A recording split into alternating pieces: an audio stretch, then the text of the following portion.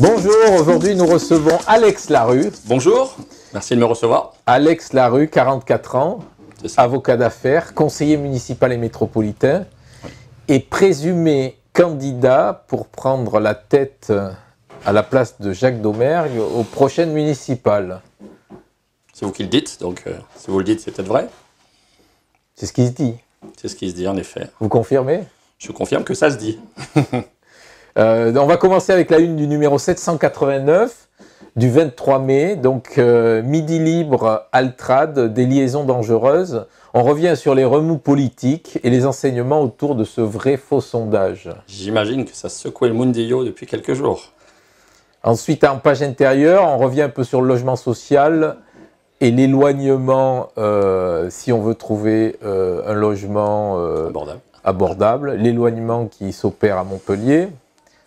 Le Languedoc, mauvais élève du tourisme régional, un dossier là-dessus. Ensuite, le projet de conservatoire et sa petite musique électorale.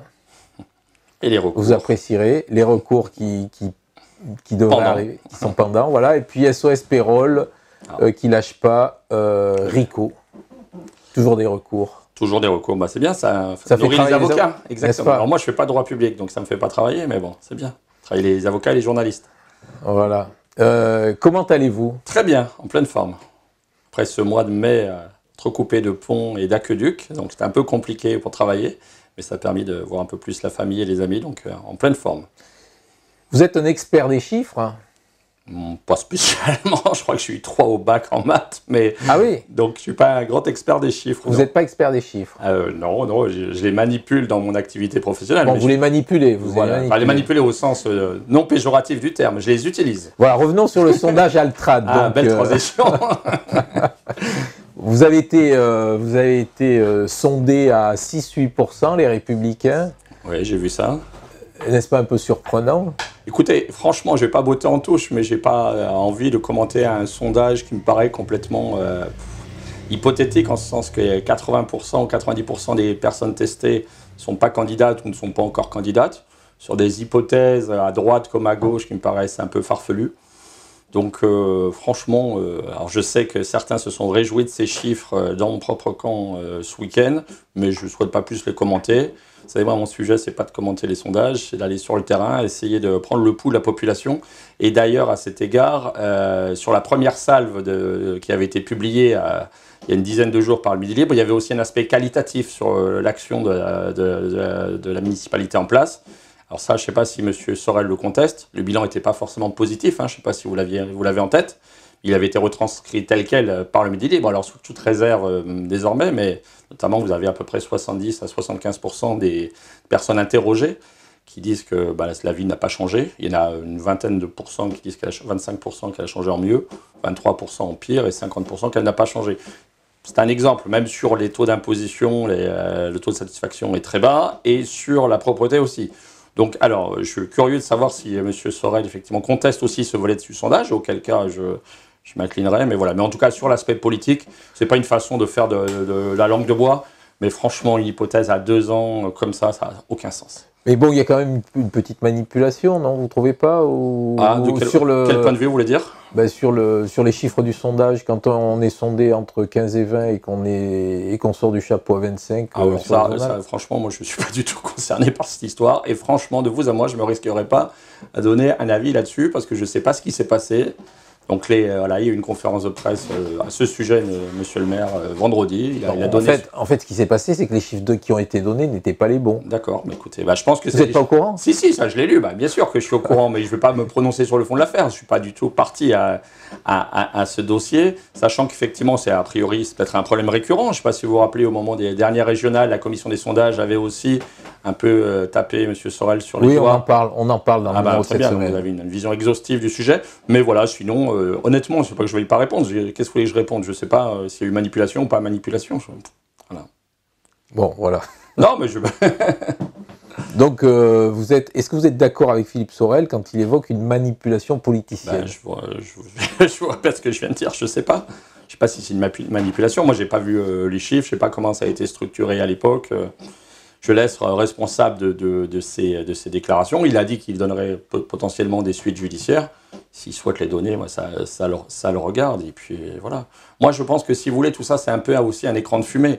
Pendant qu'on parle de ça, on ne parle pas des sujets. Vous voyez, la semaine dernière, Montpellier, mauvais élève en termes de pollution, au niveau européen. L'Union européenne a pointé du doigt la France, et notamment Montpellier.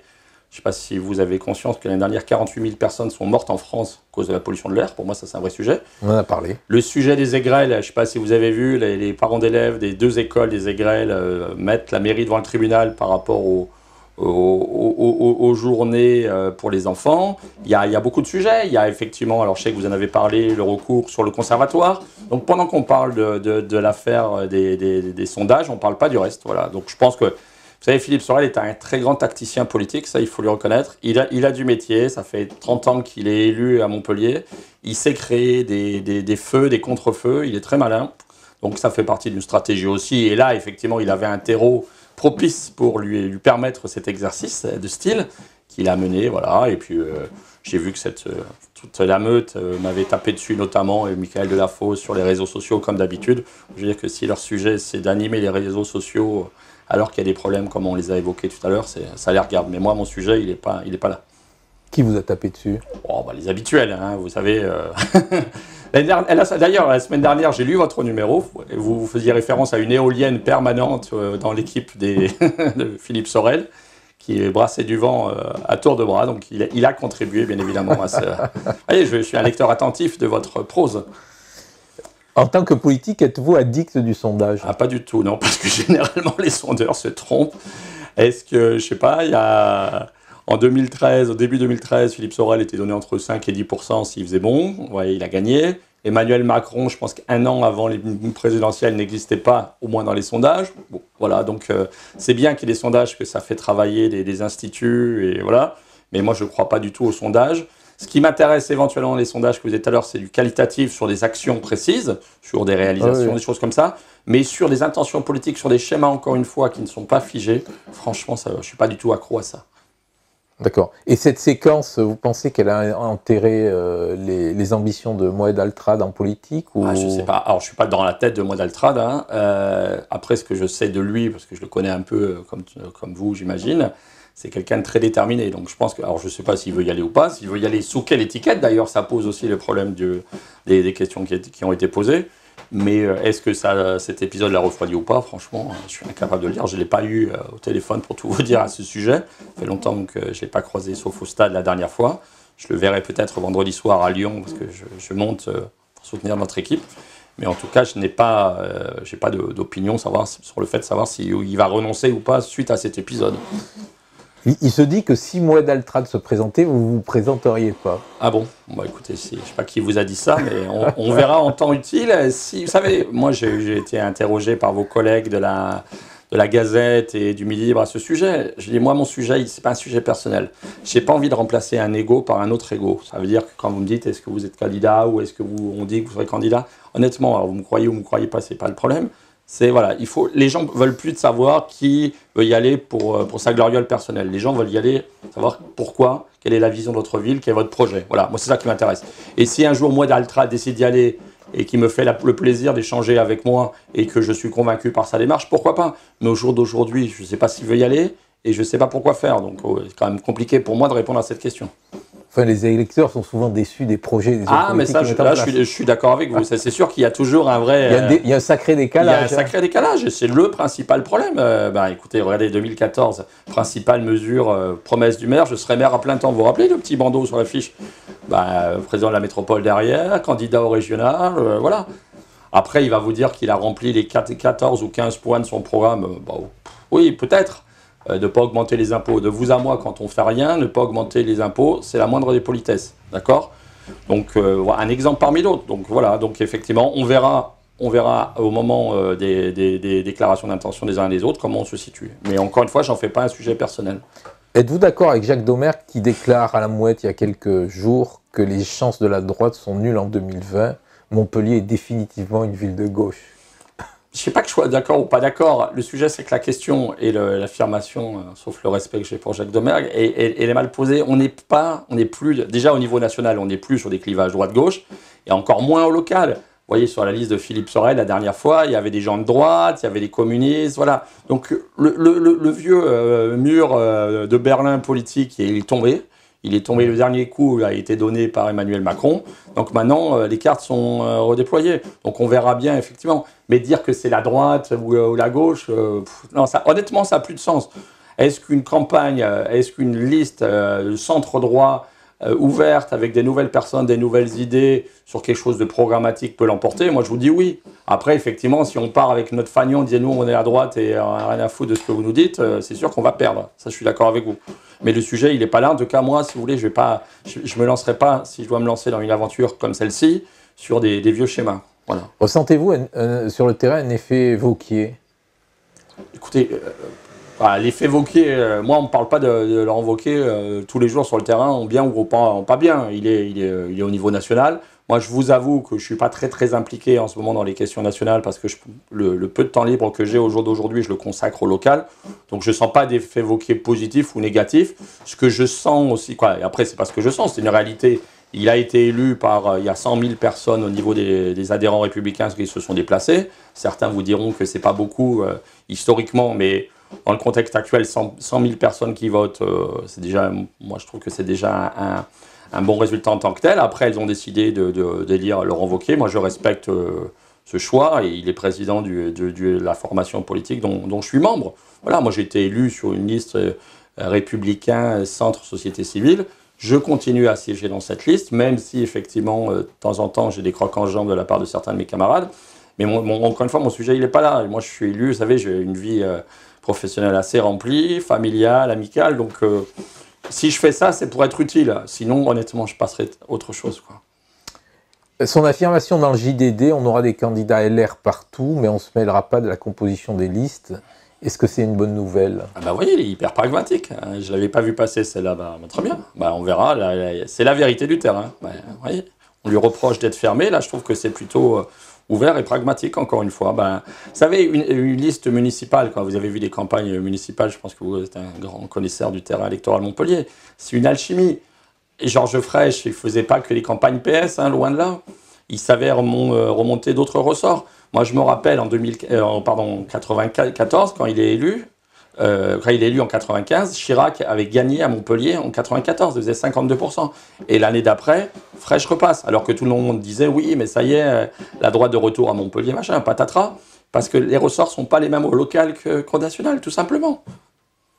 Donc là, Laurent Wauquiez nous invite à être pragmatique dans la composition des listes. Écoutez, nous le serons. Comment avez-vous trouvé le portrait de Philippe Sorel dans le Figaro? Je sais pas si je dois commenter les articles du Figaro. Ça, c'est pas ma Bible. C'est plutôt un portrait très positif pour la ville de Montpellier et l'ébullition culturelle. Donc, je trouve ça plutôt bien. Donc, il raccroche à l'action de Philippe Sorel. Pourquoi pas? Il a été effectivement adjoint à la culture de la même façon que Michael Delafosse l'a été.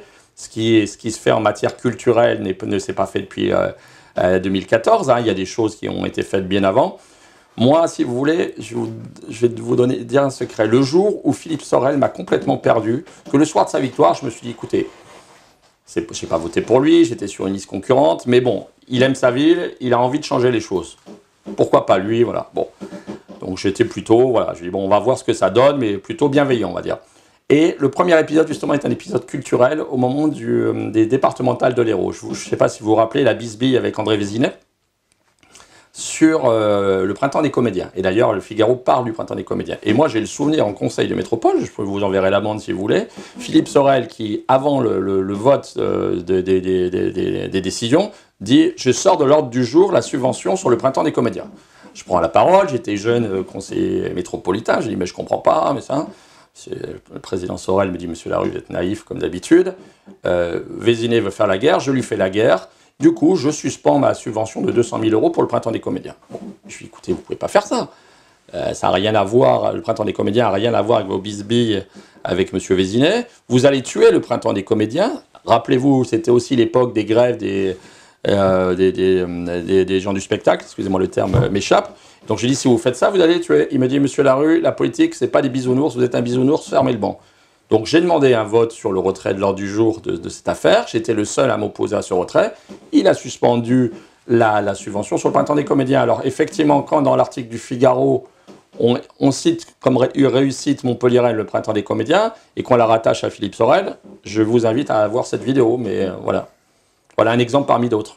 Est-ce que vous ne trouvez pas surprenant de la part d'un journal plutôt conservateur, on va dire, de produire la géographie d'un mec qui se réclame socialiste comme Jaurès? Je ne connais pas le journaliste, je ne suis pas dans sa tête, je ne sais pas pourquoi il a fait ça. C'est que s'il le fait, je pense qu'il est de bonne foi, que ce soit un journal conservateur ou pas conservateur. Vous savez, Philippe Sorel, c'est d'ailleurs, ça a fait sa force en 2014. Hein. Il prenait, à un moment, il a dit les insoumis, c'est nous, la droite, c'est moi, les cathos, c'est moi, les machins, c'est moi. Donc voilà. Donc il a ce talent d'être tout et rien à la fois. Mais très bien. Bah, s'il a un bon papier, tant mieux pour lui et tant mieux pour la ville. Non, il a un talent rassembleur, c'est ça? Oui, en illusion. Après, derrière, il faut que... Vous savez, le rassemblement, c'est aussi de la gouvernance derrière. C'est-à-dire qu'une fois que vous avez aggloméré les bonnes volontés, il faut faire travailler les gens ensemble. Est-ce qu'il sait faire travailler les gens ensemble? Moi, ce que je constate au quotidien, c'est qu'on est en guerre avec Carole Delga, la région. On est en guerre, alors c'est à géométrie variable, mais globalement assez tendu avec Clébert Mesquida. Donc voilà, on est fâché avec beaucoup de gens. L'aéroport, ça avance pas par sa faute. Donc, si vous voulez, à mon sens, le vrai problème de Montpellier, il est double. C'est un problème de vision sur où on veut amener la ville, d'accord? Et c'est un problème qui est beaucoup moins sexy à expliquer, mais c'est aussi un problème de gouvernance. Dans la vie, en entreprise, moi je suis bien placé pour le savoir, il faut savoir déléguer. Moi, si je décidais de tout faire tout seul, je vous promets, hein, ça irait pas très loin. J'ai des équipes en qui j'ai confiance, j'ai appris à leur faire confiance, et je travaille en bande. Ben, il faut savoir travailler en bande. Alors lui, il travaille avec sa bande qui lui est affiliée. Il y a des gens avec lesquels je m'entends bien, et c'est pas un jugement de valeur sur leur qualité intrinsèque, mais c'est sur sa capacité à travailler en équipe qui est pour moi inexistante. Pourquoi? Parce qu'il est le fruit aussi. Il a retenu de Georges Frêche cette vision un peu brutale de la politique, sauf que Frêche, à côté de la vision brutale, il faisait avancer les choses. Je suis bavard, hein, désolé. Hein. Non, mais c'est bien, c'est bien. Pourquoi faites-vous de la politique? Ah, alors ça, c'est une question que je me pose souvent. Alors, vous savez, je suis tombé dedans quand j'ai... Pardon? Ça tombe bien. Très bien. Je suis tombé dedans quand j'étais tout petit, parce que mon père faisait de la politique, il était au RPR en Bourgogne, et je le voyais coller des affiches, je le voyais partir à des réunions, et comme tous les petits garçons, j'étais très proche de mon père, je voulais suivre mon père, donc petit à petit, j'ai pris le virus, tout simplement. Il se trouve que j'ai toujours aimé ça. Alors, c'est pas très rationnel hein, comme passion, hein. Franchement, je préférais la pêche aux moules ou le jardinage, sauf que c'est ma passion, je le fais, je pense, sincèrement. Alors, des fois, il m'arrive effectivement, ça fait rire la Gazette l'autre fois, mais de dire des bêtises, d'en faire. Mais j'assume, parce que je suis un homme avec ses failles, mais j'aime la politique. Et surtout, moi, je suis arrivé ici, je ne suis pas un Montpellierin d'origine, hein, je suis arrivé ici, j'avais 16 ans. J'aime énormément cette ville. J'ai pas mal voyagé, je suis revenu pour y installer ma famille. Mais je suis très attaché à la ville et à son devenir. Donc, c'est pour ça que je me suis engagé dans le combat politique. Hein. Franchement, ça me coûte plus d'énergie qu'autre chose. Hein. Mais bon, j'y crois. Revenons à Altrad. Oui, vous aimez bien ça? Non, mais en fait, c'est le sujet, c'est l'actu hein, quand même. Oui, bah, c'est l'actu médiatique. Excusez-moi, on peut parler du rugby, mais on peut parler aussi de ce sondage. Enfin, je veux dire, on en a parlé pendant tout le week-end. Oui. C'est l'actu sur les réseaux. Oui, bien sûr. Mais alors, je peux vous dire un truc. Moi, je me suis pas mal baladé seul ou avec mes filles dans le week-end, et personne m'a parlé du sondage. Mais vraiment, hein, on m'a parlé, tiens, boulevard Gambetta, il paraît qu'il devait plus y avoir de vendeurs de cigarettes. Ben, là, hier, en faisant mon jogging, on m'en a proposé 2 fois. On m'a parlé de l'école des Aigrelles, on m'a parlé de ça, mais franchement, du sondage, mais parlons-en à nouveau si vous voulez. Hein. Non, mais 2 minutes. Là. 2 minutes, votre entreprise a donné le titre là, de meilleur entrepreneur mondial. Ouais. Ça vous a pas échappé? Monsieur Altrad, oui. À Monsieur Altrad, alors, qui est aussi votre client. Oui, alors, c'est pas mon client à moi, mais... Alors, déjà, quand vous dites votre entreprise, moi, je ne suis pas propriétaire d'Ernst & Young, mais c'est juste, fais partie des associés. Non, mais quel est votre regard là-dessus? Alors, je vais vous expliquer quelque chose. Alors, moi, je ne suis pas là pour vous parler d'Ernst & Young, mais je vais vous expliquer comment ça... j'ai lu votre papier la semaine dernière sur le sujet. Comment ça marche? En fait, il y a plusieurs niveaux de prix. Il y a un prix régional, il y a un prix national et un prix international. Le vainqueur des régions françaises, dans chaque région française, il y a un vainqueur qui concourt au national. Et si le concours, il est vainqueur au national, il concourt à l'international. Ce qu'il faut savoir, et ce qui vous a échappé, si je puis me permettre, c'est que le jury n'est pas composé de gens d'Ernst & Young.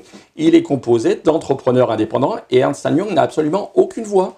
Donc vous avez des entrepreneurs reconnus qui sont généralement des anciens récipiendaires du prix qui désignent. Et je vais vous dire un truc, il a gagné au niveau international. C'est-à-dire que Ernst & Young, sans être prétentieux, c'est quand même une très grande société. On a énormément de clients très très prestigieux sur la planète.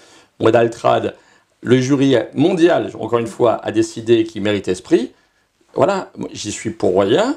Je ne vous dis pas que j'étais pas content, mais j'y suis pour rien, c'est pas mon action, c'est pas l'action de mes autres associés locaux ou nationaux, c'est un jury indépendant. Et ça, moi, on peut vous apporter la preuve quand vous le souhaitez. Et ce prix est attribué chaque année, et c'était une des premières fois, je me demande si c'est pas la première fois, je vérifierai, je vous donnerai l'information, mais qu'un Français le gagne. D'accord. Donc voilà. Donc c'est une très bonne nouvelle pour Montpellier.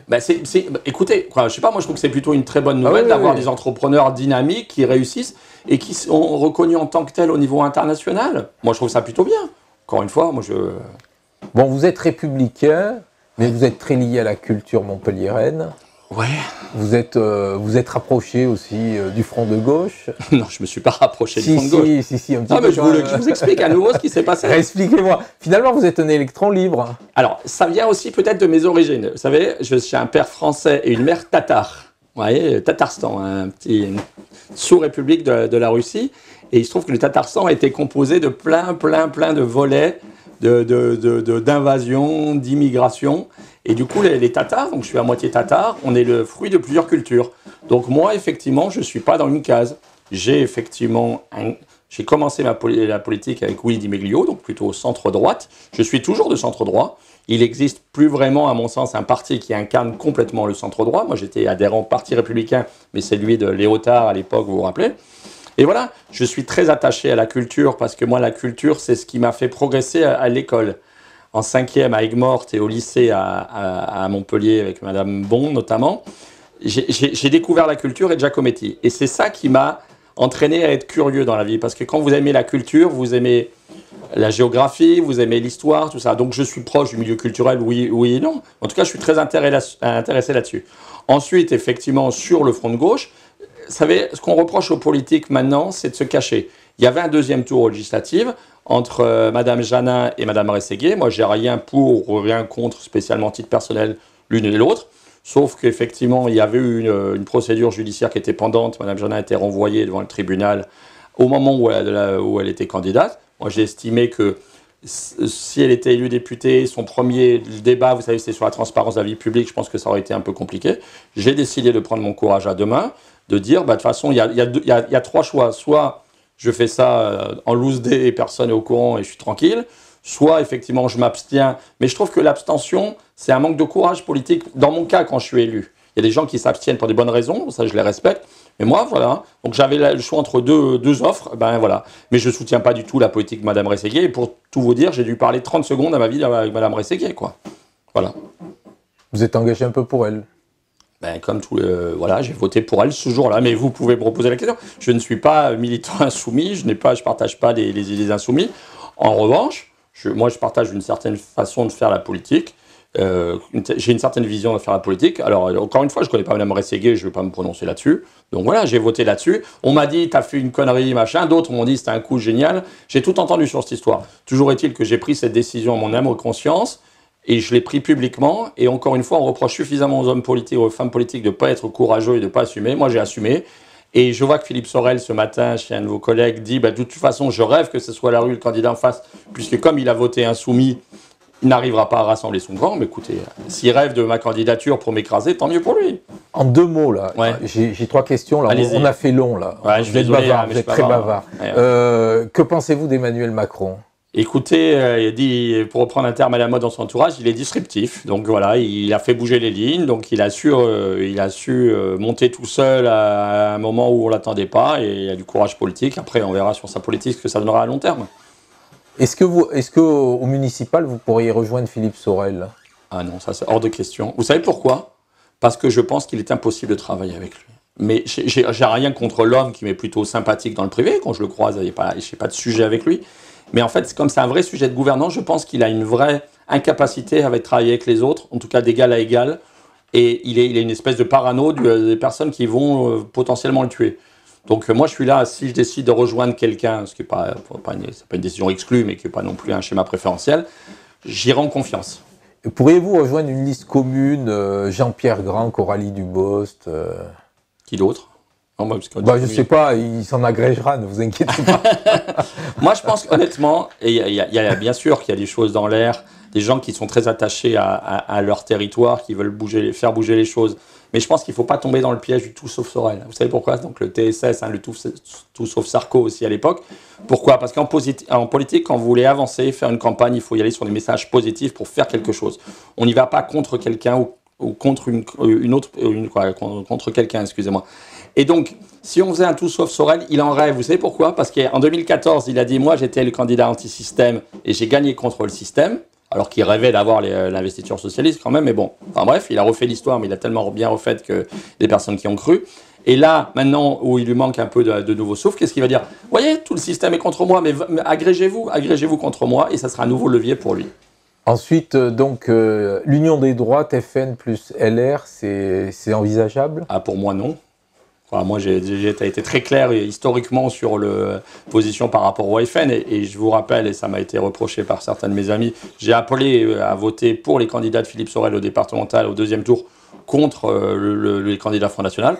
Après, encore une fois, au sein de l'électorat Front National, il faut savoir faire le distinguo entre des gens qui ont un ras-le-bol et auxquels il faut expliquer que voter Front National, ce n'est pas la solution, au vrai noyau dur raciste, et là, moi, avec lequel je ne veux pas parler.